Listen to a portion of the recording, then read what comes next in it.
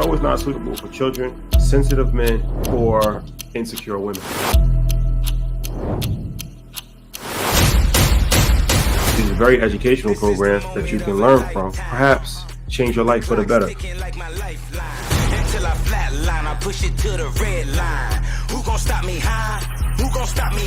Can you trust somebody that doesn't take care of their kids?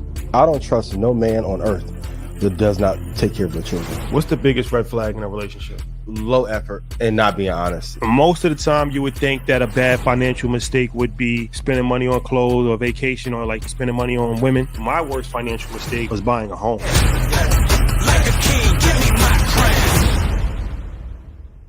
Game time. Game time. Appreciate y'all.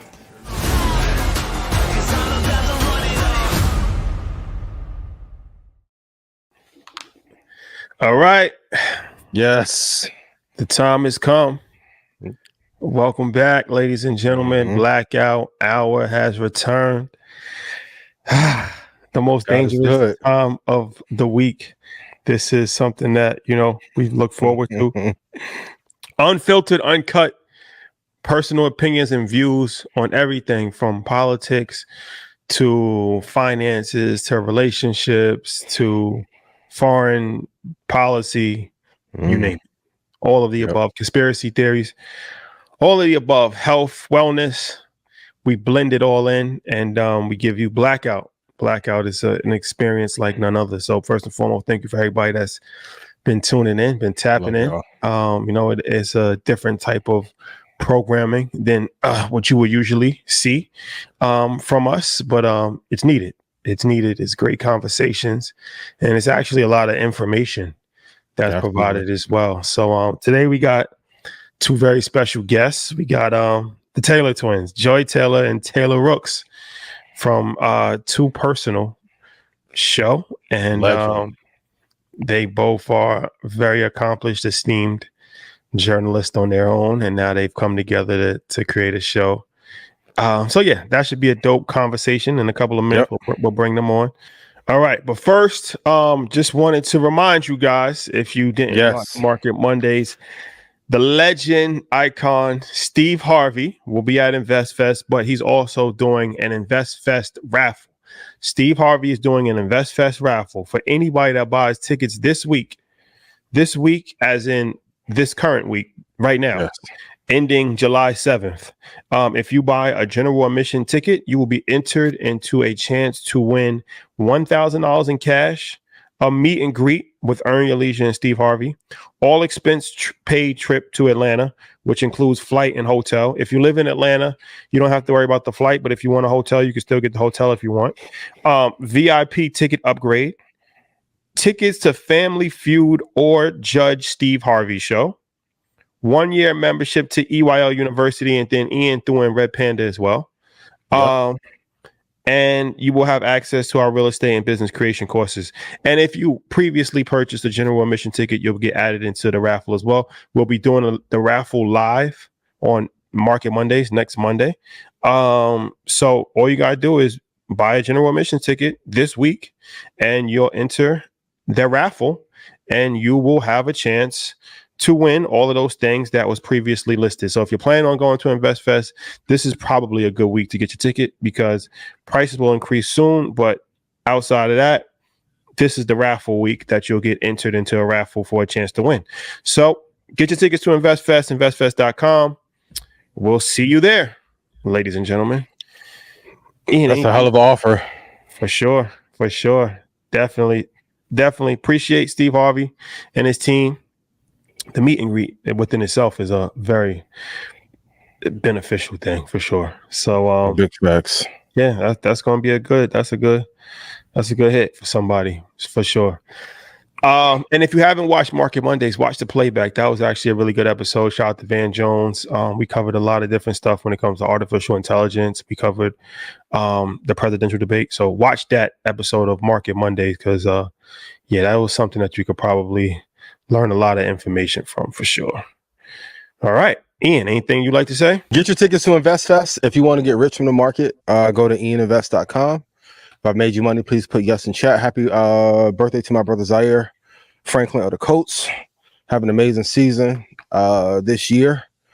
And come on the show. What you doing before you get to tackling 89 people in the season? Love y'all. But yes, if you want to make money, get rich, want to know where to get in the market, get out, want to know where to avoid Tesla, where to buy Nvidia, where to buy Apple, where to buy Vanguard, join invest.com. And then my presentation this year will be very special on stage, going over live trader. And may have some surprises too. I'm giving away 10 grand on stage too. So get there early. Ashley, I know I can't go in the crowd, but I got to figure out how to get the money out. So can you please grant me the serenity and peace to be able to hand out the money? Thank you. Love y'all. There you have it, ladies and gentlemen. Okay. Yep. So before we bring our guest on, let's ask a question before we bring our guest on. As far as we talked about bad companies last week. Yep. What was one viral kinda? What was one that got left out of that conversation? Oh, so many. Okay, I'm gonna pick one that won't get us in trouble going forward. Some companies I want to mention. Chiquita Banana. I don't think a lot of people know. They look at it as a cute company, but they ravaged forest and land there, moved people out in violent ways. One day we'll have a conversation about the beers, but I gotta see if they still are tied into the Illuminati because I don't want no trouble. Where my membership card at? By the way, and the red background. Y'all got the address. Send my shit over. But a lot of these companies that that provide fruits and vegetables, and it may seem like it's a clean or green initiative, but a lot of times they're taking resources from one land for profit and not taking care of the people, and in some cases killing them, raping, pillaging the land, and then taking away the resources and selling them for profit. And then a generation later, or even less, making modified versions of the same food. I mean, if we want to get into the conversation, we could talk about Monsanto, how they plant the seeds where most farmers can't even use the soil on their land anymore. So like when I tell everyone study the history of top 3 governments, top 3 companies, like once you start to see that there are wars that have literally happened, like back in the day, if you go watch the companies that built America, who would have thought that Kellogg and competitive companies like literally had wars, like mob wars behind the scenes to be the #1 cereal brand in the country? So everything that may look clean on the outside is not if you look at the origins of the business. But I mean, Chiquita, Marathon, De Beers, brought it up, Apple and the issue. Shaka Bar's been mentioning this forever. The issue in Congo, Tesla, the issue in Congo. There's probably 80 companies we can name, but once again, my quote for this quarter is I like living. So for those of you who are watching this now or in the clip, I can't mention some companies you want me to mention because I want to continue to raise my son. So what's the biggest lessons from, we talked about this, and you know, we have relationships with everybody involved in the situation for the most part, but what's the biggest takeaway that we can get from this Rick Ross situation that happened in Canada? I think the biggest lesson is that you have to understand that wars start over words that are declarative of war. So when people get to going back and forth online, I always say, be careful what you say, because somebody around may be willing to take it somewhere you are not. That's why I never initiate any beef, ever. I try to not rebel rouse with anybody. But then if it starts, so be it. I don't want it. War is not fun. Beef's not fun. Anyone who plays too tough, you've never been through real life situations, but I think Rick Ross should have stayed out of it. It was not his issue with Kendrick and Drake. I know Kanye should have minded his business. Why didn't you say nothing when he was with Kim? Should have said something then. Kind of late. So kudos. Well, I think the Kanye thing has kind of a long, I think they had issues for a long time. A long time, but don't have that boy come put pen and pad in that motherfucking ranch and then have issues with him. Don't ghostwrite and then be like, yo, he a ghostwriter, I'm gonna diss you when he wrote Father Stretch My Hands and what? Pick. And also just continue to work on your craft. And it's much easier, like, even with us, right? Sometimes, well, I'll take me. Sometimes you can thwart some attacks just by saying, hey, I like what you're doing. I think too many men have an issue just saying, yo, Rashad Troy, I think you dope. Can we collab? Cool. And then if you don't, well, why he ain't come to me and come to Houston and beat me down to do a podcast? It's like, bro, no, Kanye, the whole Kendrick and Drake had issues for a long time.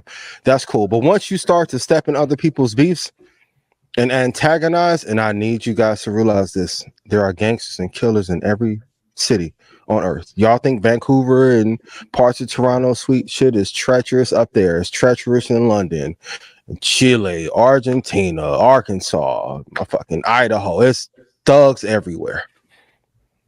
Mind your business, keep peace, and leave shit alone. But I also think that this goes in a plan. I was talking to somebody and they was just saying, like, you know, especially from a Drake's perspective, it's going to be interesting to see how he can respond, like how he can come back as far as his career. But it's one of these things of sometimes the best response is no response. And when you start responding, you just kind of dig yourself in a hole. And now everything that is being said is like, oh, it's corny. And it's like, because worst comes to worst, you don't say anything, they'll just forget about it.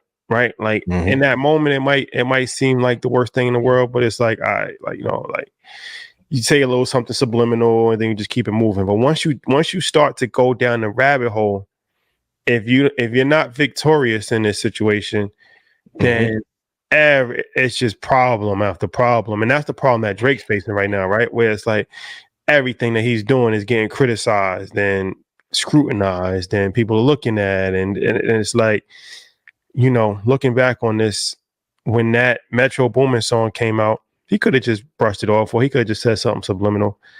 And, you know, but he did the push-ups and that led to this domino effect of what we see now. So I wonder if he regrets, because, you know, that's Jay Prince's thing. Jay Prince is on never respond, don't say nothing, right? That's what he told him. In music. Right. That's what he told him. That's what he told him with the Pusha T situation, right? Just don't say nothing. This time he took a different approach. So Ross, but Pusha wasn't like, you can't punch down. Drake's brand was too big to reply to Push. Exactly. But then also, that's true. So why did he reply to Kendrick? Why did he reply to Kendrick? Kendrick was big enough.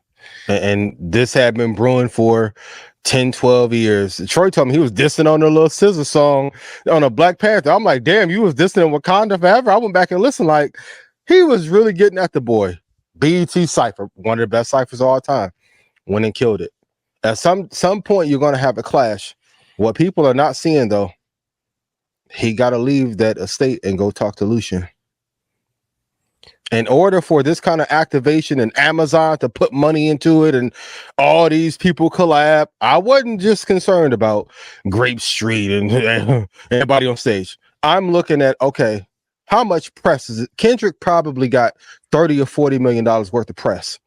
Joe Budden, I love you. You got to stop. Drake go apologize to Joe for whatever happened between y'all because he the main one fucking leading the PR campaign. This is a coordinated attack. Same with the GameStop and hedge fund shit. We talked about it on Market Mondays. When you see things that are planned like this, they didn't happen overnight. Also, that Not Like Us record was in a tuck, from what I'm hearing, for 2 or 3 months prior to it, so he baited him out. And I think Drake underestimated, and this is a big thing, you can never underestimate any opponent. Whether it's business, war, street level, the one who killed Omar in the Wire.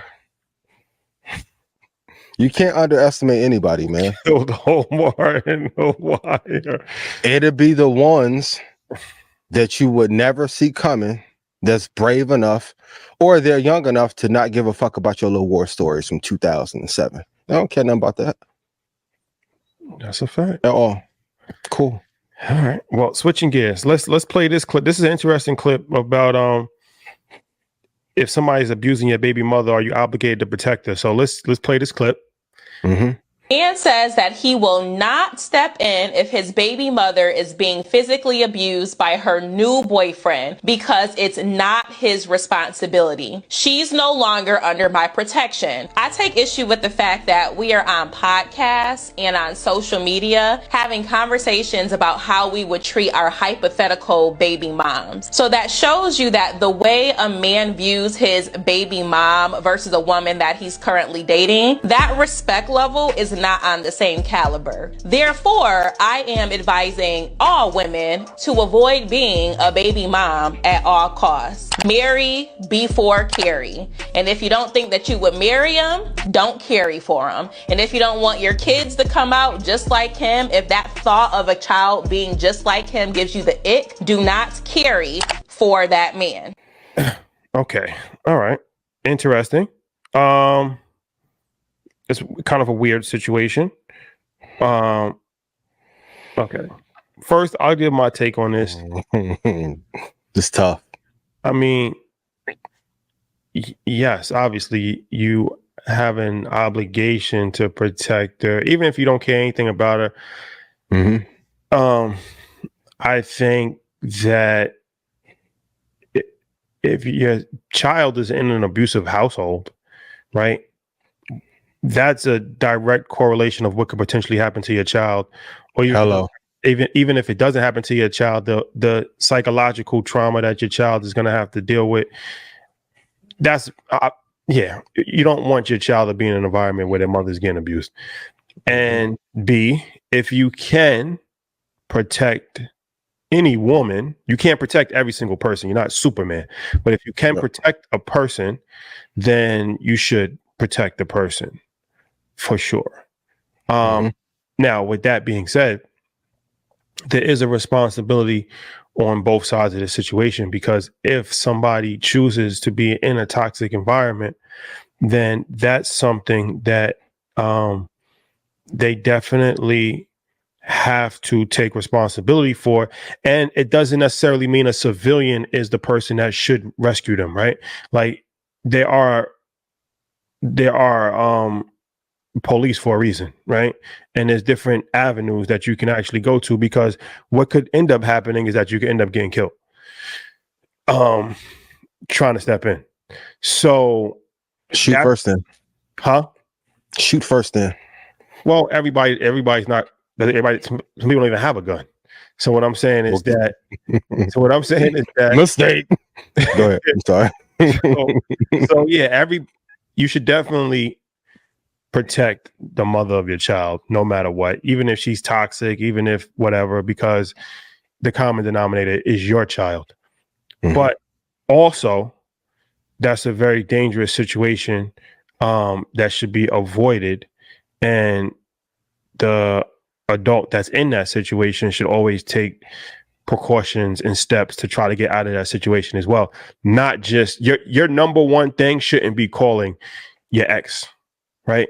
That shouldn't be your number one recourse. Your number one recourse should be calling law enforcement. You should take other steps before. What if they can't get to the phone because they're being abusive?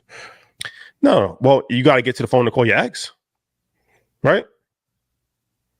Okay. Well, what do you do if the kid calls you?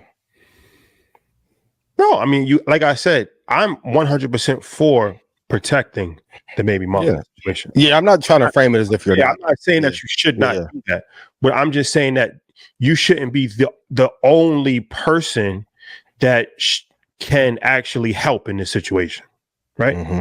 Especially like we're not together, right? So it's like, because technically, all right, if you didn't have a kid, let's take the kid out of it. If it was just your ex, right? Mm-hmm. Now, if it's just your ex and there's no kid involved, are you responsible for stopping that domestic violence situation? Depends on the depth of the relationship, but 99% of the time, no. Exactly. No. Exactly. No. 99.7% of the time. No, because you're not, I don't even speak to this person. It's I don't wish this upon you, but it's like, you're not in my life anymore, right? I don't have any ties to you. I don't speak to you. We're not in a relationship, so I can't be held responsible for what your current relationship is actually happening. So, all right. So what's your take on this situation? I pray I never get in a situation. I'm load up the load. I'm gonna do the same shit Ray J did. What did Ray J do? What did Ray J do? Car, get that bag. 2, 3. Shout out to Ray J. 100 rounds per. But if you go into a car on Hollywood Boulevard in front of 1,000 people in paparazzi, are you really going to use what's in that bag, or is that for show? Or it could have been diversion. I go in the car, get the bag, and then the friends come from the other side. The friends come. Tampa Bay cover 2. Tampa Bay cover 2. Omaha. That's what Peyton used to do, right? Omaha. So no, you don't want to get caught. Shout out to Ray J. It's my guy. Shout out to Wack. I'm gonna say this too. Just because a person presents one way on the outside, you don't know how they are outside of the camera. I'm not saying Ray J is the biggest gangster. He's not for play either. There's a lot of people who you may not think they seem jovial. I remember I was in Miami back in the day, like, Busta Rhymes slammed the shit out somebody in my. I'm like, damn, Busta. The ones you think who may not get to it, get into it. Fat Joe, another one. I'm seeing them little clips go back around talking about the story with Boy George, and somebody was like, "Oh, Fat Joe, not really like that." Okay. Nah, shout out to Crook. DMX. Okay. Dax was cool with the G's, Latin Kings, Vice Lord. Oh my God. What? By himself. I got a crazy X story about him. Me hitchhiking. He hitchhiked a ride for me. But all right, we have our guest, our esteemed guest, so we can bring them up if we can. There's Taylor. Hey. What's going on? Hello. How are you? How you doing? Very good. Thanks for having us. Thank you for coming. Appreciate it. Here. Appreciate it. So Taylor Rooks and Joy Taylor. I'll introduce both of them. So Joy, we actually have a relationship with over, what is it, 3 years, 4 years now, Joy? Yeah. Yep. Because it was 2020. For was sure. the first time I came on with you guys. You came to the EYL house when we were in LA, and we did the episode, and we kept a great relationship ever since. You was at InvestFest last year. Yeah, we run into each other all the time, and definitely In Cannes. for sure. For sure. And The French Riviera. for sure. You know, I was trying to keep it at a more humble settings, but I don't believe in humble. You know this. Humble. Tell us more. Sometimes you gotta pop out and show. That's a fact. You know? That's a fact. And then Taylor Rooks, we actually just met in person for the first time in France, south of France. Yeah, absolutely. But you know, I've been watching your journey, so congratulations on everything that you've been able to accomplish. Thank you so much. I appreciate it. It was so great to meet you. Joy says amazing things. All that I believe. I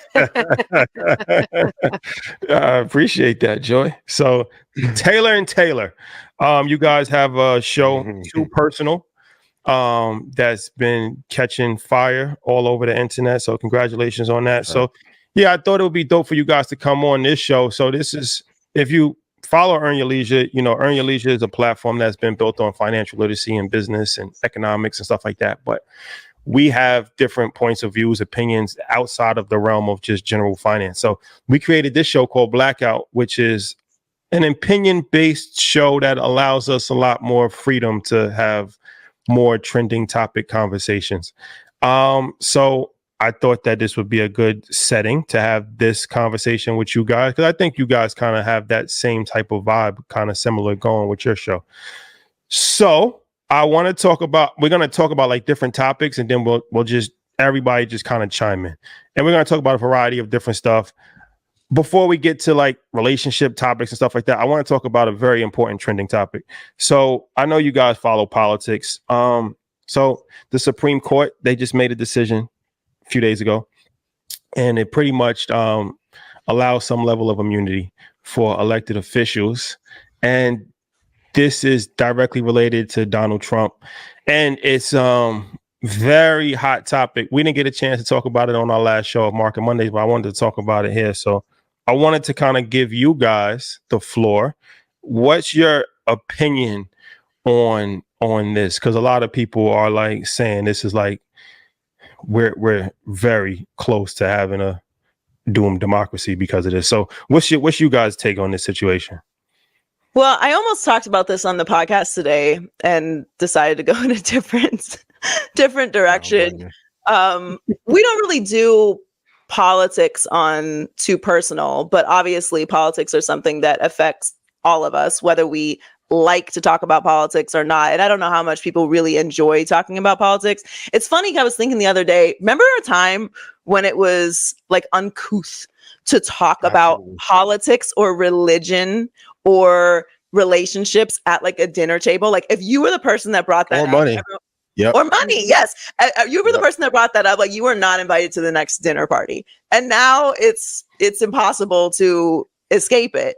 I mean, look, I try to not be a doom and gloom person. And I'm very informed. Obviously, both Taylor and I both work in the news space. So it is imperative that we know what's going on in the world outside of just sports and culture and pop culture and music and movies and all these things. They're all in the same pot. My short answer is I think that we joke too much. I think we think everything is funny. And I know that that's a coping mechanism for the trauma that we're all dealing with. And I get it. And I do it too. And, you know, things are funny and bad Bill Butch and all this stuff. And like, you know, but we are at a real serious time in history. And we're gonna need to be just a little more serious over the next couple months. We have to. And it's very scary. It's becoming a very real have or have not, if it's not already, society. They're making it illegal to be homeless, which is fucking nuts. Insane. Insane. It's fucking insane. And if people don't really start taking what's happening seriously, we are going to be in an irreversible state. It happens all over the world all the time. It is not uncommon, and we have to be serious about it. So yeah. I mean, I agree with what Joy is saying, but I also think too, I think everyone really has to examine and think about what politicians are supposed to do and who they serve. I know Joy and I, we've talked about this a bit, that politicians are supposed to serve the people. Politicians work for us. And the thing about this ruling is that sort of what this consensus is this is just a thing that would make somebody seem like they are a bit more above the law. And really, the whole point is that all of us are abiding by this same set of rules, a social contract that is going to decide how we treat others, the actions we decide to take or not to take, and the responsibility we have to one another to operate within what, you know, the law and order is. And I also think that we have, at some point along the way, given the benefit of the doubt when we maybe shouldn't, meaning we are putting a lot of faith into the idea that whoever an elected official is won't abuse this new right that they have, that we are just believing that they will still be an upstanding citizen, they will still act in all the ways we believe the president should act, but if something happens and they don't, then they'd be okay. But that, again, that's putting too much faith, I think, in individuals to believe that they would not ever become power hungry. Maybe it's not the next president we have, the one after that. But if every president knows that they can do something and they would be above the law, I just don't think that it creates the environment that we would want to have created for the person that is sitting in that seat. If Trump gets in office, if you're on Trump kill list, you better not get on the motherfucking Boeing planes for 4 years. When Prigozhin got shot out the motherfucking sky by Putin and nobody said nothing. Now Trump's like, shit, I'm gonna do the same thing. We are in scary times. And like Joyce said, I know we joke about a lot of things. This is serious because there's really no repercussions anyway. For the most part, we were in a 20-year war over fake weapons of mass destruction for just 21 years in a war that we fucking lost. It's going to get war. It's going to get a lot worse as a result of this ruling. Well, okay. All right. So we got the politics question out the way. Doom and gloom is done. Start light. Let's have a It's ending. Let's start light. Yeah. Okay. All right. Okay. So let's have a 180 turn here. So this is actually a finance question, and I'm interested. both of you are established journalists, right? So you make good money. How is it? Pocket watcher? Damn. Well, No, you're right. is it? Could you potentially be with a man that makes less money than you? This has let's always spice been it up. an interesting topic to talk about. Yes, I could. It's not that interesting to me. I could. It's not a thing I really think about. Yeah, I agree with Taylor. I mean, I understand that there are certain standards that people have for themselves that are in this space, and it becomes a very spicy topic on the internet because we get to these extremes with it. Mm-hmm. But the reality is, why, and what? Like, what would they need to make, and why would they need to make it? So, if I'm going to be with someone, the amount of money that they make is really only relevant if they are unable to do the things that I like to do. It doesn't matter that they make as much as me or more than me. It's just like, can we live the same kind of lifestyle? But also, I'm 37 years old. So this does not apply to, say, a 22-year-old woman in the same way that it applies to me. I've been in the workforce for a very long time. I have all of the things that I need to provide for myself. So it's not really a conversation about money. It's more about passion. To me, I just want to be with somebody who is passionate about what they do. Are you excited about your career, or are you excited about the next step in your life? You know, how much money you make is really irrelevant. What is relevant to me is that you have passions and you are, a disciplined person who enjoys what you do. And if you don't enjoy what you do, what are you doing to change that? So the amount of money that someone makes is really not very relevant to me. I mean, I have a saying that really generally pisses people off, but the only thing a man can do for me is love me. Like, why does that piss people off? Well, because we live in a patriarchal society where that is just not accepted. Like, I don't need someone to pay my bills. I don't need someone to get me to Cannes. I don't need someone to, advance my career. I don't need someone to introduce me to, rooms that I can't get in. And that's not meant to be like masculine or dismissive of what men provide. I just think that I truly can look at men for human beings and for what they are from a value perspective. What kind of person are you? What kind of, love do you provide? What kind of, relationships do you have with your friends and your family? What do you enjoy doing? How do you like to spend your day? Like, those are the things that matter to me, because whether or not you can provide for me is not something that I even think about. And I think that's the long way of what I think Taylor's saying. Yeah, me, I'm just like, yeah, I would. No, I mean, I agree. It's like when I am thinking about my partner, like my partner now, I'm not thinking about, okay, financially, what does this person provide? Because I'm not in any need of anything financially. And when I am looking to date someone or be with somebody, it doesn't even enter into my purview. Like, is this person going to be supporting my life? Because I'm not entering into relationships for the financial aspect of what men provide. To Joy's point, I want them to have something that they're passionate about. I want them to have something they're working towards, to make a living for our lives, to still be, what I want my life to look like. But there is no part of me that says, okay, they make less than me, I can't be with them. Or, okay, this person makes more than me, I can be with them. I'm so much more, I mean, I'm 32, and I'm just so much more concerned with how they love me. If I am being appreciated and respected and cared for and seen, how I love them, how I make sure that they feel appreciated and cared for as well. That the money is just not a thing that is always at the front of my mind. And I want to be very clear, that's also probably a luxury that Joy and I have. We're not having to think about money when we're thinking about partners, because we feel very set. We feel like our lives are put together. I'm in no way saying if women care about money that they're wrong. I'm just saying for me, and I think for Joy as well, money is maybe a cool addition, but it's not the thing for me. So Joy, you said two things that was interesting. You said the only thing a man can do is love you. Yeah.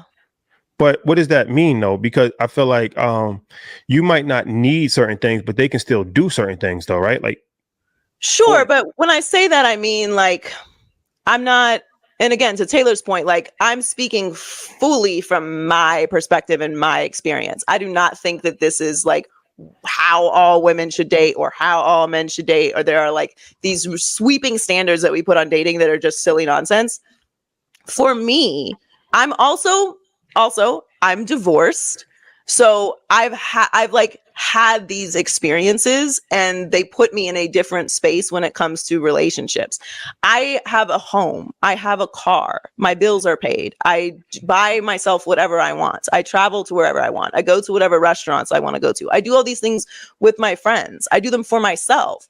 So when I say all a man can do is love me, I can't hold myself at night. You know, I can't provide those other things that men provide. You know what I mean? I'm not going to get like, you know, graphic, but like I don't look at someone's value based off of how much money they make, other than are you stable? You know, like do you have a job that you care about? But also I'm dating like older people. Like again, like we put everybody in the same bucket. Like what you're doing dating 18 to like 25 or 25 to 32 or 33 or 40, like everyone is in these very different categories. So yeah, most of the people that I am going to be with do have careers, like are stable, do have things that they're passionate about. So when I say all a man can do is love me, like I'm not out here like, okay, do you make this much money? Like, can you take me to Mastro's? Like all those things might be important to someone, but I do that already for myself. So I'm like, are you a good person? Are you loyal? Do you have good character? Do you have good friends? Like, do you like to do the same type of things that I like to do? Do you are you funny? Conversation? Are you funny? Are you kind? Do you have a beard? Do you have a beard? Hey, y'all better take y'all ass to Turkey and put them little pubic hairs in your face. What's with ball face? I just got back from Turkey. What's with the beard? What's with the beard? I heard you guys say that. What's with the beard thing? Oh, it's just my passion. Truly. Well, if you meet an amazing gentleman, right, and he bald faced to the motherfucker, but long dreads, it's a no go. Long dreads, bald face. Go to Turkey, my boy. No, I would like, you know, of course, like I'd want to get to know this person, but I would argue that I don't know if I have even gotten to the get to know of a person that without them having a beard. With how long that was forever for you, or that was recent? I mean, like my high school boyfriend did not have a beard. And who I dated early in college didn't. But James Harden type like, beard or 5 o'clock shadow? Like what? It's just facial hair. It's facial hair. The beard is like the thing, but it's facial hair. But yeah, from like my junior year of college on, every guy I've seriously liked or been in a relationship with has been a black guy with a beard. Every single time, I would say. And I don't call it a type. I really don't, because the black men, they're on the spectrum of every color, everything. But they are just black with a beard. Indeed. Black and beard. Black and beard. That's more important than anything. Yeah, so fellas, you can't just have money. If we are talking about physical types, if someone said to me, oh, what physical type do you like? That's what I'd say. But again, like I said, in my life, I have dated men that didn't have them, but it's not really. But yeah. Fellas, don't be mad. What on the show was we were talking about being bald and how much like we don't care if someone is bald. Yeah. But the beard, the facial hair is very important. So that's a deal breaker for you too, Joy? You know, I'm sitting here trying to think. Come on with the PR answer. Deal breaker. Neither of us think it's a deal breaker. It's just what we prefer. But like, yeah, I'm literally trying. A guy that was so great would say, "Wow, don't got that beard." Like, we're not ridiculous. No, we're not ridiculous. But I'm literally trying to think of someone that I've been with that didn't have facial hair, and my high school boyfriend did have facial hair. My high school boyfriend had this little thing right here. So the goatee. Barely. I just like I think it's, I don't know. I guess for me, I just like it because I am secretly a very soft girl, and I'm not saying that men that don't have facial hair are soft. Please don't clip this off. That's what she is saying. That's not what I'm saying. Mike, clip this up right here. God, please don't do this to me. I just like the feeling of it. You know, like the aesthetic is great too, but I like the feeling of it. And if you don't have facial hair, it frames your face. I just think it does. It gives you a good jawline. Yeah. You know? Fellas, right now. Okay, for the fellas who may have issues in real life because they spend all their time online, like, what's the best way if a guy sees you out hypothetically, or women in general, to approach in a very charismatic and suave way? Because most men, as you guys know, can be awkward. So can you guide the brothers who may not have a beard and not funny in real life on how to be funny and have some swag in the approach? We love the non-bearded guys. Oh my God. Love the non-beard. We love you. Love you. You know what's funny? I was having this conversation. I was having this conversation in Oxfordshire this past week about how difficult it is, I think, for men particularly to approach women now, because you kind of like, we've gotten so used to these non-personal interactions with people that I think for women it's a bit different. We're very warm, and like, you know, we meet girls in the bathroom and become best friends and all these things.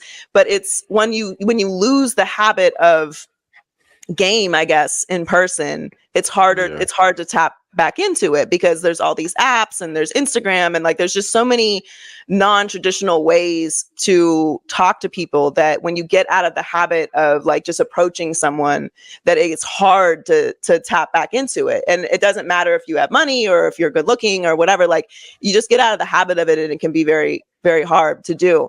I think, and Taylor and I have done this on the podcast too, just like what is the best way to approach women when you're shy or whatever. Look, women we're not the easiest. We know that. we're very unpredictable. Sometimes we want to be talked to, sometimes we don't. I think the best advice that I ever give to any man who's like trying to approach someone, and this does not apply to me and Taylor, please don't use this advice on us, but just women in general, is to just be yourself. Like just be nice and be yourself. Like overthinking the situation will make you nervous in any scenario, like whether it's business, whether it's friends, whether it's, you know, an interview. Like you overthink, you get in your head, and then you're not being yourself, and you're giving off this kind of weird energy. Whereas you could just say anything, like say something about whatever's going on in the room, like say you like the song, whatever, just whatever is authentically you and what you want to say.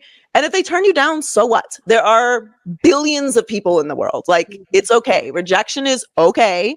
It's not a reflection of you. And I think just authentic banter. Oh, you're good.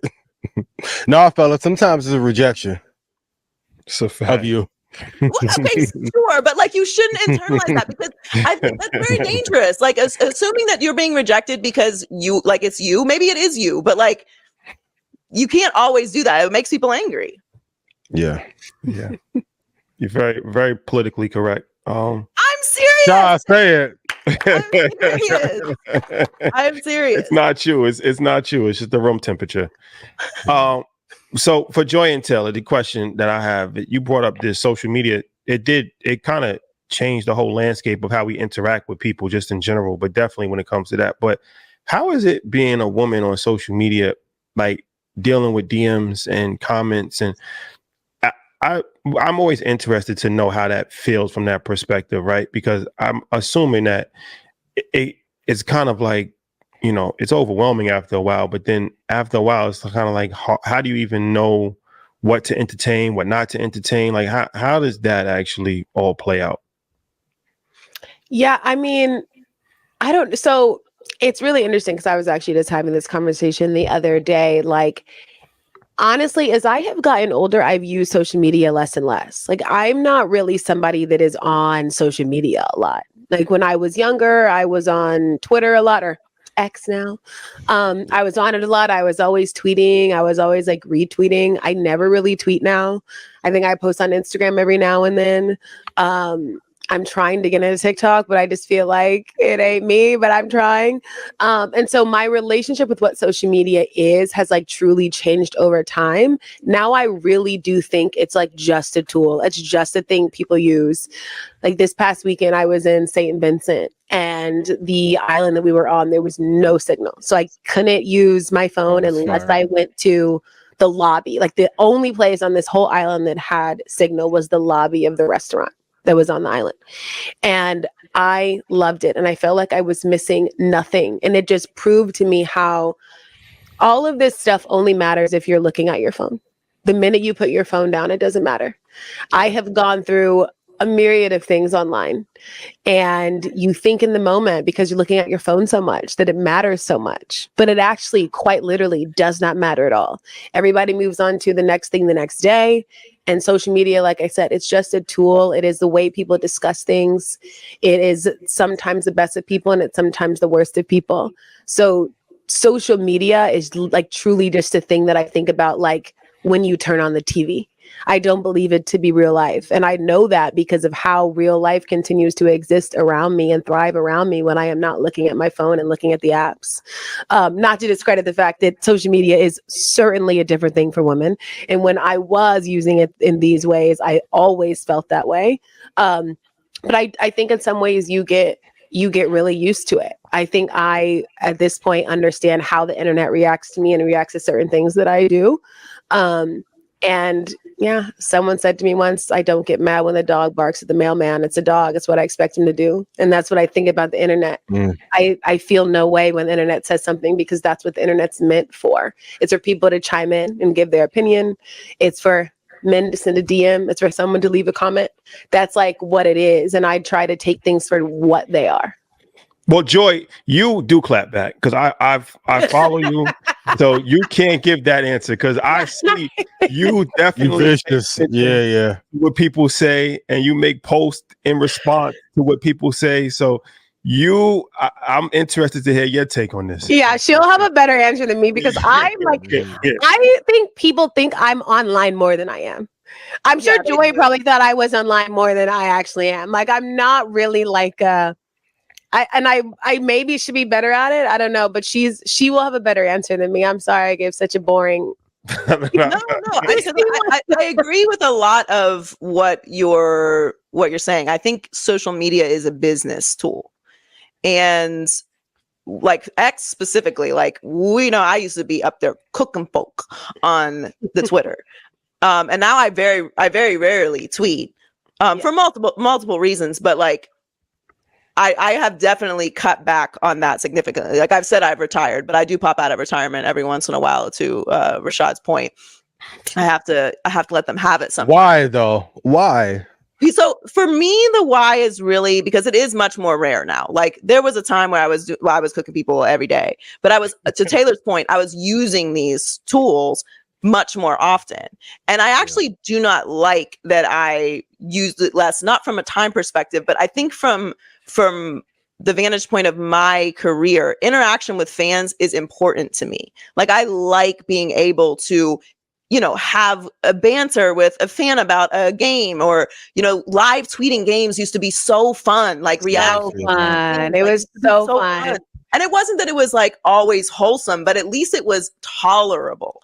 And I think social media has just gotten to this incredibly toxic place where it's like, to Taylor's point, I'm like, I have money to make. Okay. And this is not a good use of my time. Like if this is not generating money for me, or this is not having some, maybe not direct, financial output, but like is benefiting me in some sort of branding way, or I'm actually having a genuine interaction with someone, it has no value to me at this point in my life. But I think the clapbacks for me, I'm more selective with, but will do, because I do have a platform and I am a very outspoken person about certain issues. And I know that my brand is opinion. So what I think about certain things and my reaction to certain things is, I don't want to say like I'm important, but my voice is important in these spaces. So it is important for me to stand on business sometimes when it comes to certain topics. And if people have something to say, I know that they're saying the same type of things to people who don't have platforms that I have.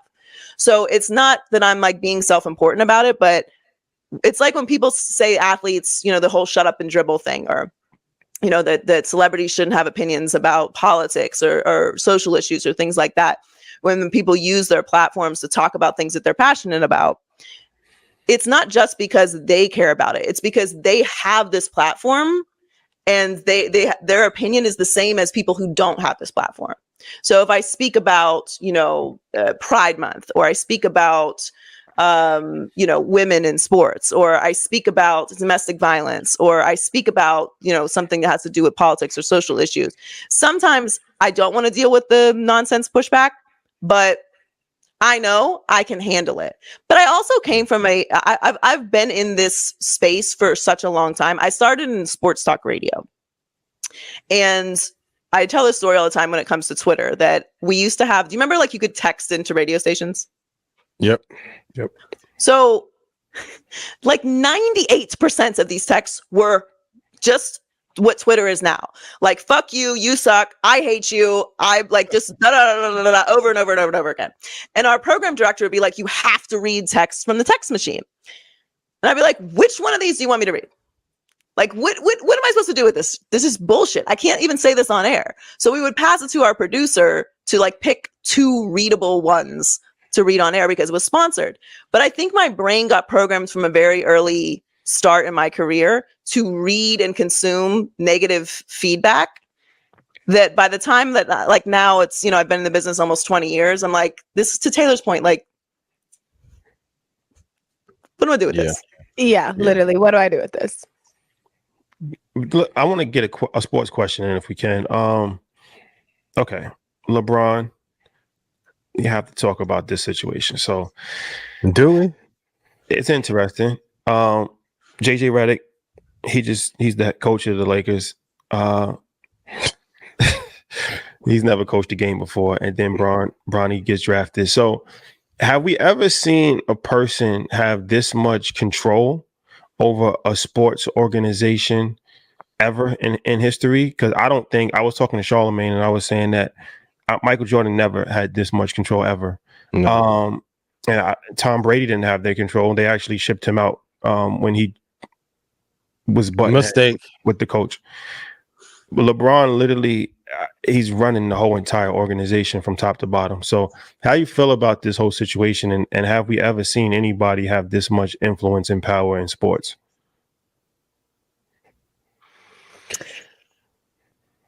I mean, I'd say, and I obviously get what you're getting at. I understand that he does. The only thing is, it's sometimes hard to engage in the question when LeBron and JJ have said they didn't talk about it. Now, whether you believe it or not, that's a separate thing. But according to them, LeBron did not have anything to do with hiring JJ. I'm saying according to them, but it's like, so we either choose that we're listening to what they say or we're making up a reality in our head. And it's I guess more that I'm just like, do we just say, okay, I don't care what they said, I want to go with what I say? Yeah. I will say this. I'm trying to think, like, as you're asking this question, has anyone had this much power? But no one has ever existed in the space that LeBron has existed in either. Well, it's also, we're very much so in like, we're in a very player empowerment era. Right. So you're having the best in the NBA right now assert that power in a time where everyone is given the power. Right. So it would actually likely be impossible for there to be a LeBron-like figure in any moment other than literally right now. Yeah, I agree. That's what I'm saying. Like, it's hard to think about it because the sports landscape has changed so much when it comes to player empowerment and influence. And I think the Lakers organization specifically is very unique in the, if you know any of the dynamics of how the organization is run, like all of these things had to align for this scenario to even exist. So yeah, and oh, sorry, go ahead. No, go ahead. No, I didn't mean to cut you off. I was just going to say, and like the players wanting to like their coach or approving that coach is like not at all a new thing. A lot of the time you want to make sure you have a sign off from your players when you're thinking about hiring. So when you have a star player, you want to make sure the star also agrees with, what the front office wants to do, because they would be working closely with that. What I'm talking about when it is a franchise star player, that's like a part of it. That is not a new thing. If in this event, LeBron is like, I like JJ, a lot of front offices are always asking their player what they think about a coach, because that's who's going to be coaching you. Or if they're going to keep a coach there. Because they're always asking. Often when coaches are fired, it's because they did not get the cosign from the star players. Yeah, and then we love Bronny. We love the Bronny edition because we're like, listen, nepotism has existed in sport always. Always. Nepotism has existed in everything always. I am very pro Black nepotism, and I'm always going to support that. But I also think that the situation is just very, very unique. I also am a fan of interesting. Like I'm in the interesting business, and all of this is interesting to me. So whether I think it's, traditional or it got there through the paths that everything else does, like as soon as we start, first of all, when it comes to coaching, like don't even get me started. Okay. Like just don't get me started on how these coaches get access, how they get hired, how they get unhired, how they hire their assistants. Like we'll be here for hours explaining all of the dynamics of like relationships. And that's just really what it comes down to. So I think it's interesting. I'm excited to see what happens with it. Maybe it works out, maybe it doesn't. But at the end of the day, the great equalizer in sports is wins and losses, and that will tell the story. Speaking of interesting coaching dynamics, should Bill Belichick be canceled for dating a young ass girl, or no? Oh, Lord.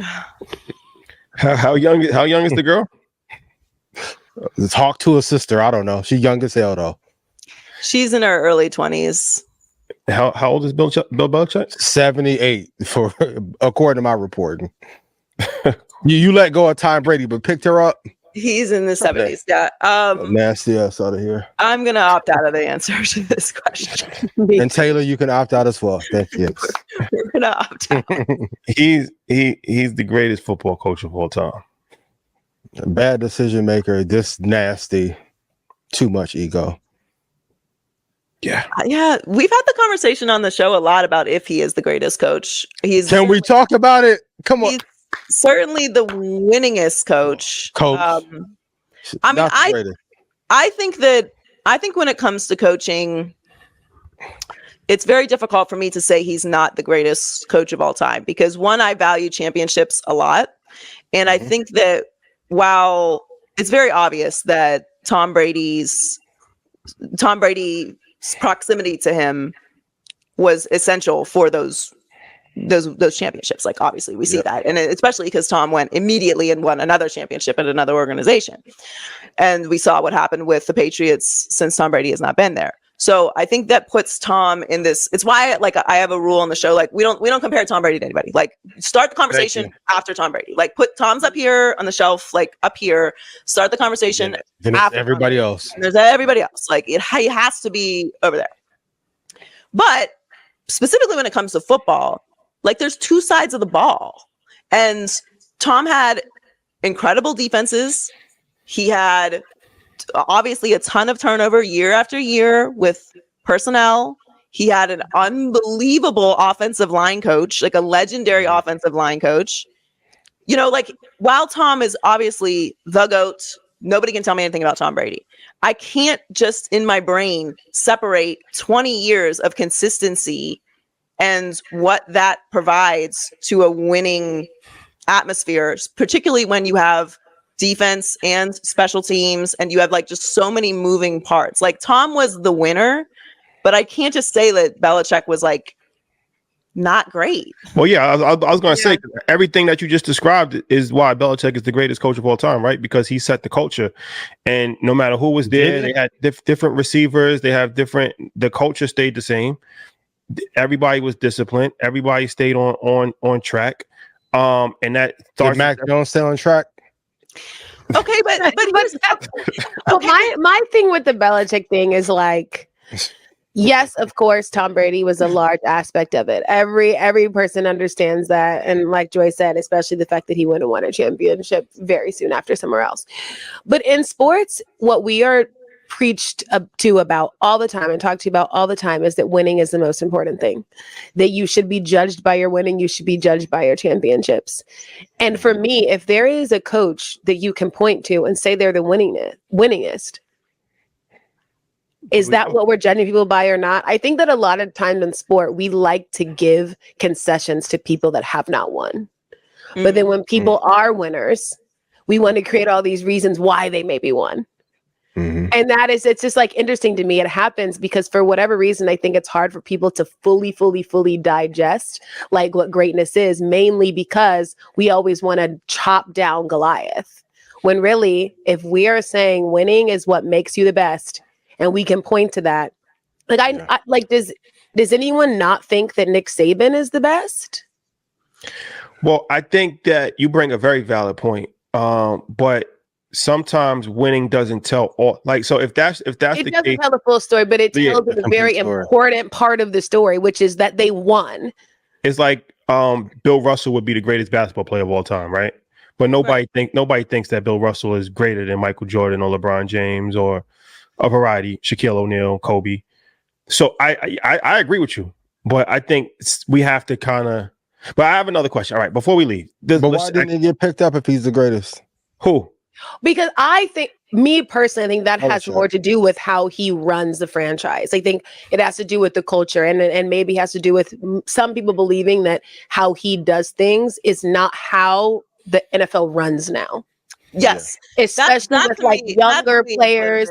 Yeah, he did not, that was less he did not about age well. Like he did not adjust to the new modern NFL. Like that dynasty existed in the perfect time frame and the perfect world for that. Like players were still wired for that like Patriot way, and not having personality and all that existed in the exact time and era that it needed to. And when it aged out, he did not evolve with it. But that doesn't erase the greatness that was those 2 decades. So I think 2 things can be true. I think he was the greatest, and he did not adjust. Like adjusting to a new world is a very difficult thing to do, especially when you have so much success for such a long time doing something one way. That's why you got to get the 21-year-old. Is Caitlyn Clark the most important woman in sports history? No. You can make an argument for it. Caitlyn Clark's. Wait, hold on. Run that back. This is not a show. We love Caitlyn Clark. We think she is an amazing woman in sports. But I don't think that there is I don't think any woman in sports would ever want you to look at them and say they're the most important woman in sports. Yeah. Well, the reason why I think that you can make who's the most important man in sports? Has anyone ever asked that question? Well, you can make all right. So here's the thing. I would say Serena Williams. If it was up to me, I would say Serena Williams is up there, and Caitlyn Clark would probably be number 2 because she did that. Hear me out. What she did that you really can't compare a man to. She really elevated the entire sport. Right. So there wasn't one person that elevated football. There wasn't one person. Michael Jordan elevated. There's also not one person that elevated the W. There's tons of women that have been great for the WNBA. Well, there's tons of women that have been great. Right. And again, this is not this. I think Caitlan is amazing. I think what she has done for the sport is phenomenal. She is a generational talent. She is elite. She is someone that we will be talking about for her entire career and after it. But no, there has been important women throughout history. Women basketball, right?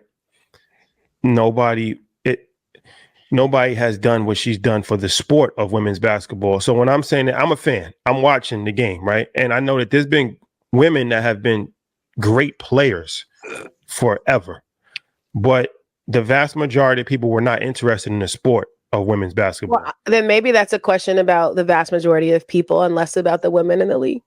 No.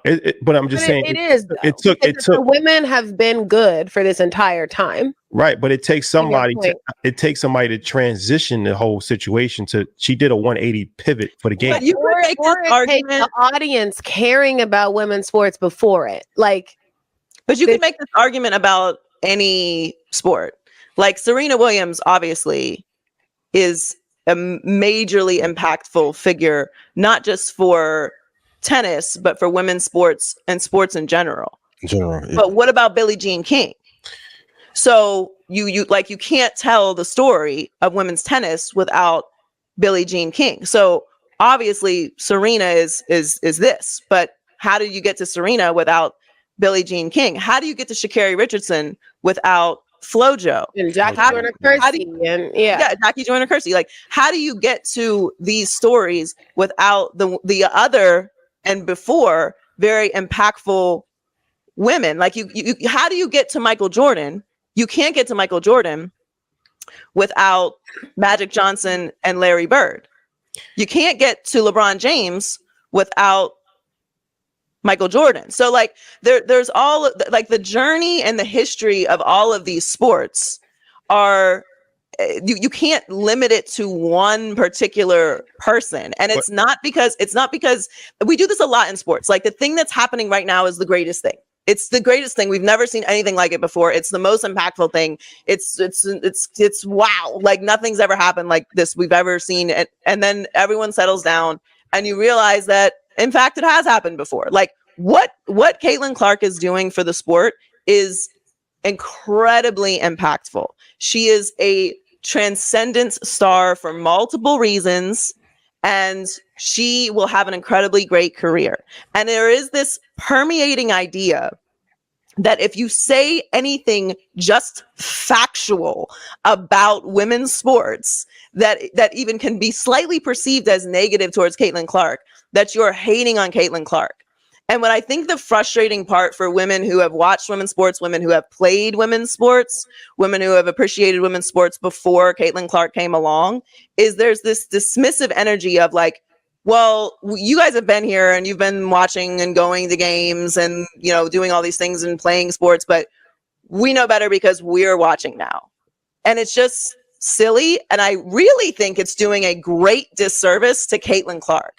Because Caitlyn Clark is just trying to play basketball and have an incredible career. And she's been positioned as better than all of the women that came before her and that were actually, and some still are, literally better at the sport than she is right now, which they should be. She's a rookie.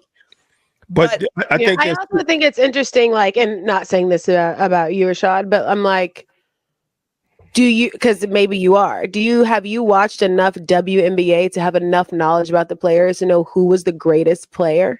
So here's the thing. I think there's two different conversations that's happening, right? I'm not saying that she's the greatest player. I'm not even saying that she's top 10 of all time.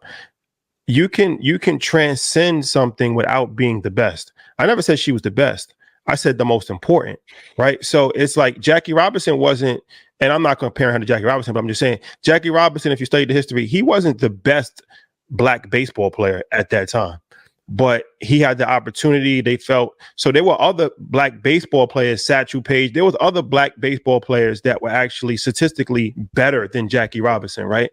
But Jackie Robinson transcended the game because he was the first one and everybody knows the history. There's probably better boxers than Muhammad Ali, right? If you really study the sport of boxing, Muhammad Ali probably not the best boxer ever, but Muhammad Ali, for a variety of different standpoints, transcended the game and he became who he was, right? And there hasn't been anybody in boxing since that kind of rivals the importance and the legacy of what he did for the sport and what he's done for a variety of different things that he's championed. So sometimes the person that changes the game is not necessarily the best person in the game, right? But for whatever reason, they have the power to shift the needle. I'll give you an example. Steph Curry changed the game of basketball. LeBron James, to me, is the greatest basketball player ever. He didn't change basketball, but he's a better player than Steph Curry. But Steph Curry changed the game of basketball. How basketball is being played is a direct correlation to Steph Curry changing the game, shooting 3-pointers from 40 point. People thinking that if you're 5, say Steph is top 5 though, right? Yeah, no, and everything, that part is true. But your initial question was, do we think that she's the most important woman in sports history? Important. Yeah, not the best, important. And it was a question. It was just a question. No, I know, but I'm just illustrating that even in the question, there is, I don't want to say like a full lack of understanding the landscape of women's sports, but even she would not agree with that question. Well, yeah. Well, it's not up to her to pose the question because she's a rookie, right? But it's a valid question to ask. We have to be honest.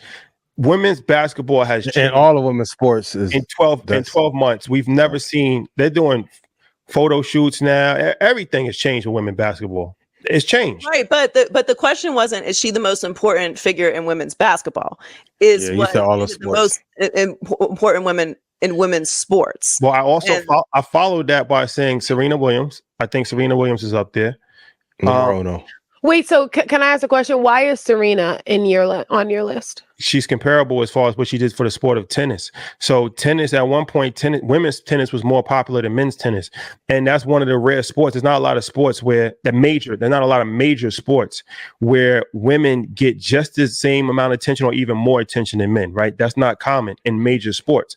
Soccer is not common, basketball, you name it. Serena, soccer in this country for sure. So you're saying that the reason that both Serena and Caitlan are important is because people watched women's sports.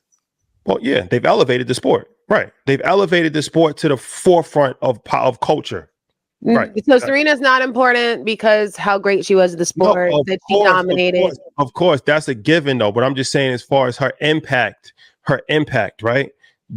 That's the legacy, is the impact of that. She transitioned the game and pushed it forward. She's the greatest tennis player as far as woman tennis player ever. You can make an argument that she might be the greatest tennis player ever. That goes without saying. But what I'm saying is that when I'm saying important, I'm not just saying talent, because there's a lot of talented people that don't have any placement in history. Right, but if to the consumer they needed one person to decide to tune into the sport, while I think that it does say a lot about her, it also says a lot about the audience. I would argue it might say more about the audience. But that's Michael Jordan. Everybody, but that's always been Michael Jordan was the best though. Michael Jordan was the ambassador. Look, he took the game to a different level that Larry Bird and Magic Johnson could not take it to. Right? He was better. I think the conversation, honestly, is premature. I think it's premature because while what you're saying about Serena, we know how great Serena was, right? What we're saying about Michael, we know how great Michael was. Yep. We know how great Magic and Bird were, right? We know how great Tiger was. Muhammad Ali was. We know how great Tiger was, right? We know how great and impactful their careers were. I think the conversation about Caitlan that makes it so heightened, and there's obviously a lot of elements to this, but listening to us talk about it, it's too premature.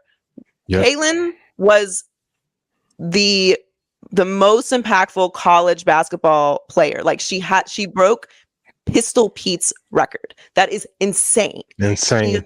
Like that's insane. Like for women's college basketball, like you could argue with me all day. But the WNBA, and I say this all the time, the pros are different than college. Okay. Yeah. The NFL is a different sport than college football. College basketball is a different sport than the NBA, so on and so forth. So that's why we don't cross the records over. Like the championships are different. Like people can be excellent in college and never have a career in the pros and all kinds of different variety of spaces. The conversation is premature when it comes to Caitlan, because while I think Caitlan is going to have an incredible career, while we all think that Caitlan is going to be great, we can only think this. We do not have the evidence of her career and her impact yet. So it feels premature, because it is premature to say she's going to be the greatest. Serena, the greatest. Michael, the greatest. Ali, greatest, one of the greatest. Like these are Flojo, the greatest. Like these are the greatest. She's being put in the conversation with icons that dominated their she sport. can't touch Sabrina now. Her rookie year, we are asking this question. It just is like, this isn't how it goes for any other thing, any other place. And it's not serious. Like we have the evidence of LeBron's career. We have the evidence of Michael's career. We have the evidence of Magic and Bird. We have the evidence of all of these players. We do not have that with Caitlyn. It is just a projection. And it honestly is disrespectful to all of those greats to put her in that conversation at this point. But I think, all right, my last point on this, I think you're confusing two things can be right at the same time. You're saying the accomplishments of their career, which is a very valid argument, and nobody would say that Caitlyn Clark is comparable to any of those people that you just named, right? But none of those people changed the sport in their rookie season. They have private planes now. They have national televised games. They have sold out arenas. What I'm saying is that there's precedent that has been set that has never been set before. This is happening in real time. So it has to be. This is a new phenomenon. She literally has changed the game in 1 year, right? You could say 2 years. Well, I mean, Candace Parker was MVP and Rookie of the Year in the same season.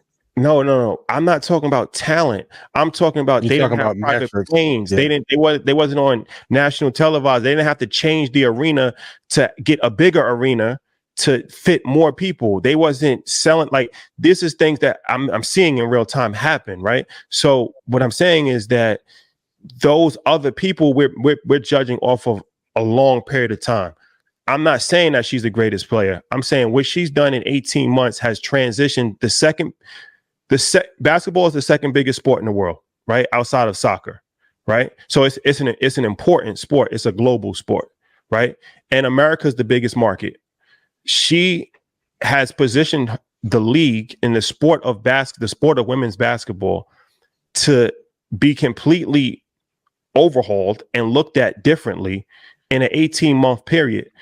And that's a hard accomplishment to accomplish. So even if she doesn't do anything ever again, she's already set the game of basketball ahead 25, 30 years. See, that's the only point that I would disagree with you on. The impact is undeniable. Like the numbers are there, the metrics are there, the sold out arenas, like all those things, those are numbers. Like we can't argue with that. And they are correlated with her stardom. And she's amazing. Again, to be very clear, we love Caitlyn Clark. What I do not agree with is if she doesn't end up being good, which obviously there's no scenario where we imagine that, but let's say, because we don't have the evidence, that she doesn't end up having a great career, she doesn't end up being the greatest. I don't think that will be, it's not that I think they will reverse it, but the impact is not as important as a Serena, as a Michael. Like you have to also be the great while ushering that in. So we don't have that evidence yet, but it's a very spicy conversation. Everyone has an opinion about it. I will say in conclusion, I love that we are talking about women's sports like this. Like whether it has wandered into the toxic and, ignorance or all these things, like we have very uneducated conversations about men's sports. That's a fact. That's a fact. So I love that it is in this space that we are talking about it, that people are passionate about it. And I think it's going to elevate all of the other sports. And I think it's a great year for the Olympics to be coming up, because we're going to see a lot of Simone Biles and Sha'Carri Richardson and like just incredible Jordan Childs, like incredible female athletes. And it's like all lining up very well. So yeah.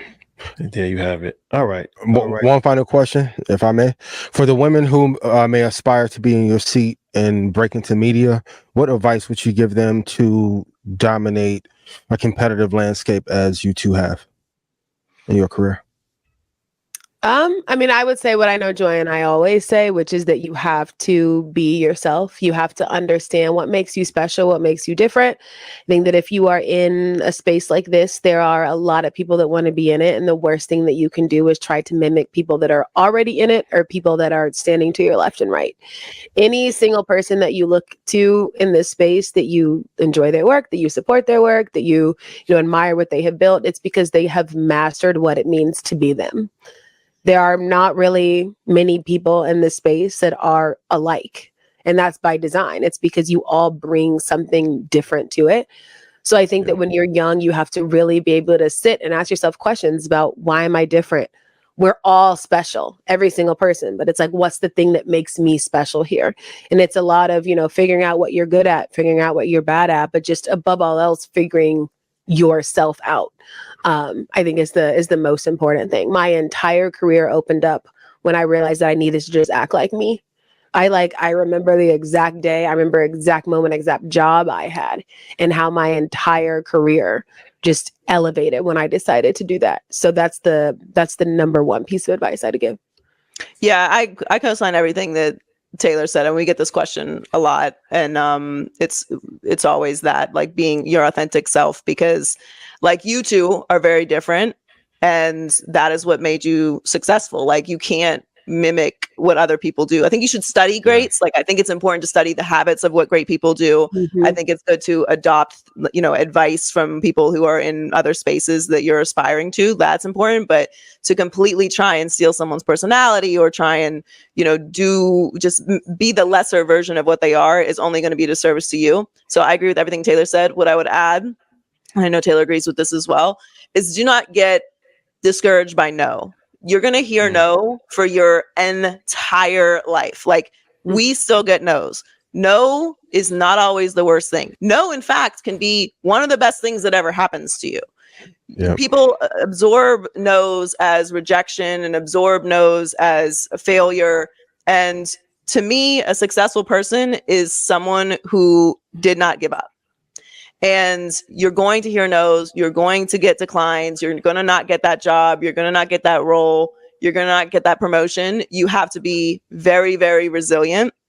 So be your authentic self, but understand that no's can sometimes be the best thing that you will hear.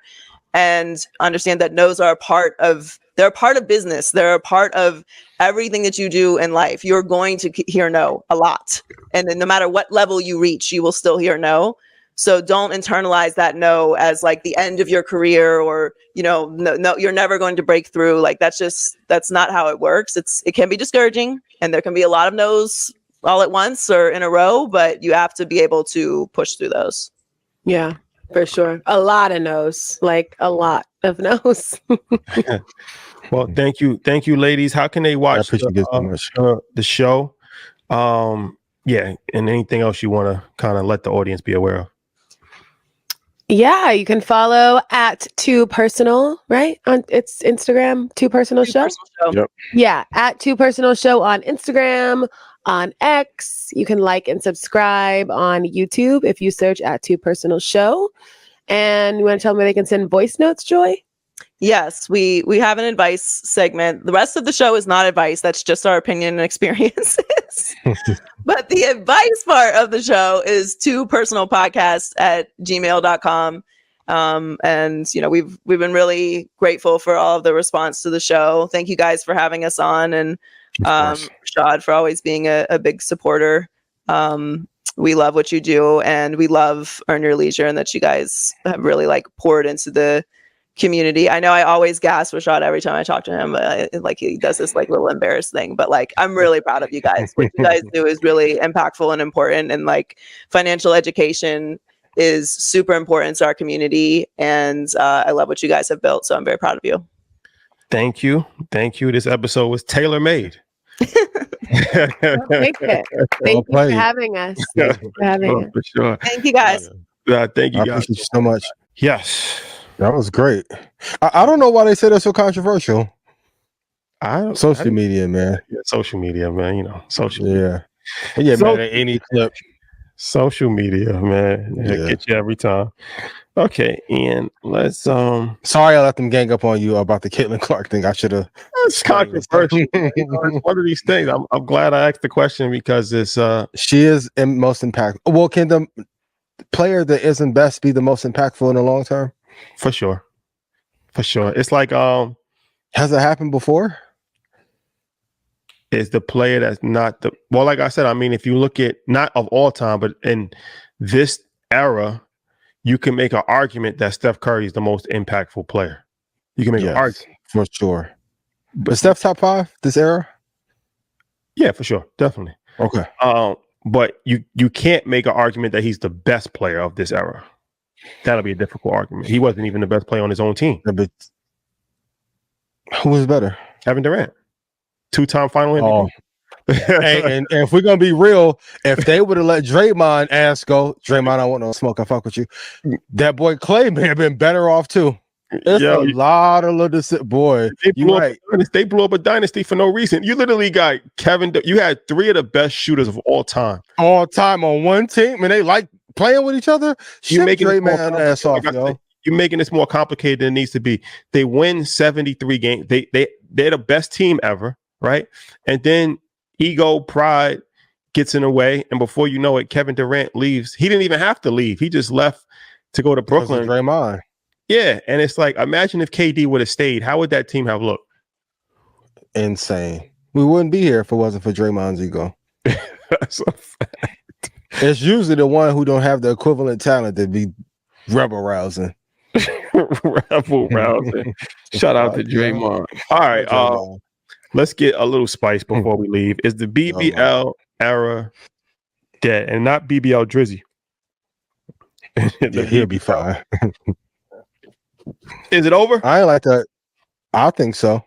I'm seeing a lot more women,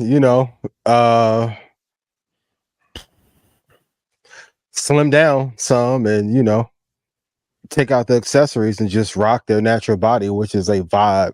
Because depending on who y'all go to and get it done, that shit don't be feeling the best. So y'all be going a cheap route and titties be feeling cold as hell. Like he's supposed to be warm when I lay on him. Like yo, if I turn over and you lay on me and it feel like the ice bucket challenge, you went to the wrong doctor, mama. Wrong. Haven't put it under the muscle. You know what That's a bad jaw. That's a bad not jaw. good.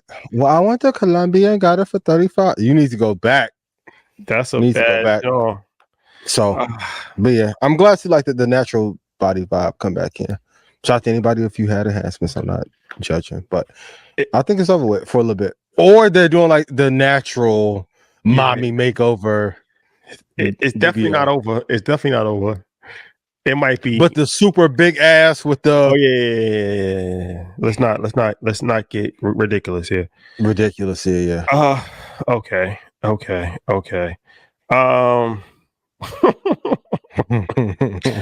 Is the Hawk 2 girl going to get a podcast deal? I think so. Seeing these shout out to my boy Murder Beats. Murder was with it the other day. Shaq. She making a little rounds. I'm like, damn, you done got a bunch of press. Well, and then she shut her social media down. I'm not saying she's a plant, but yeah, she shut it down. She said like 2 or 3 months before that clip had came out, and then that went viral. For those of you who don't know, like, there are not many things that go viral organically. It's usually a push. This is looking like rollout. And, fellas, if your girl go to Nashville, for those of you who don't know, Nashville been a vibe, right? But it's a vibe for the other cultures. That's like white Atlanta, white Houston. The white Atlanta. Tough. So, tough. Yeah, but shout out to the Hawk Tuah girl. You think Hawk Tuah got fired though? I'm saying probably not, but she had enthusiasm in the clip. But the over under. Yeah, Gawk better than Hawk. Oh man! All right. Well, it's been real. Is Caitlyn Clark the new Jeremy Lin? Nah, that's crazy. That's a crazy. But shout out to Jeremy Lin. He's a legend. Yeah, he had an 8-week run. He gave Kobe 40. Wait, what? Nah, do remember he gave Kobe 40. That's a fact in the Garden. Yeah. So Jeremy Lin, he had a motion picture. He had a run. His run was legend. His run was legendary. 38. First at 38. Okay, close enough. Yeah. Oh, that's why he hated him when he went to the Lakers that one year. Treated Jeremy Lin like shit when he got to the Lakers, yo. Jeremy Lin is a legend, man. Like what he did, boy made Time magazine, bro. He was on the cover of Time magazine, man. Say what you want about Jeremy Lin, but you ain't never gonna see nothing like that ever again. That's a crazy run. Final question tonight, Spicy. Are there any professions that are immediate red flags to date? Immediate red flag professions. Mm-hmm.